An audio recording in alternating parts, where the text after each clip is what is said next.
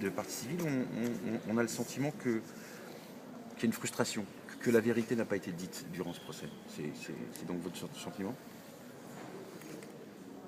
Le sentiment qu'on peut avoir, c'est que Tony Meillon a souhaité rester dans son récit imaginaire des scènes et qu'il n'a pas souhaité se livrer à la cour d'assises pour y être effectivement jugé.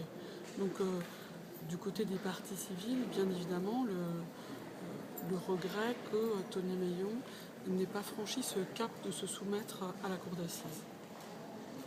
Les familles, les proches de Laetitia sont frustrés, ils auraient voulu des réponses.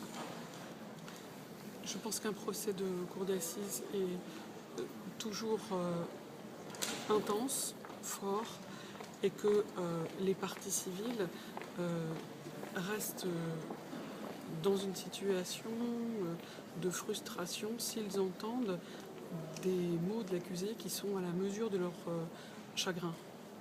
C'est presque impossible.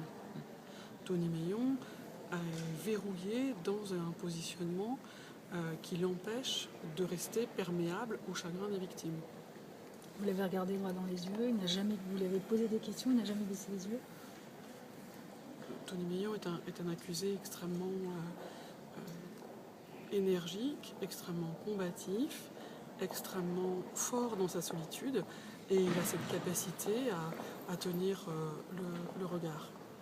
Vous dites qu'il voulait être maître de tout. Est-ce que vous avez... Oui, c'est quelqu'un qui a voulu être maître de tout, et quand il a été dépassé par les enquêteurs, par les médecins légistes, par le procès lui-même qui révèle évidemment la réalité des faits, il s'est enfermé dans une posture cynique et parfois même ironique. Très bien, merci.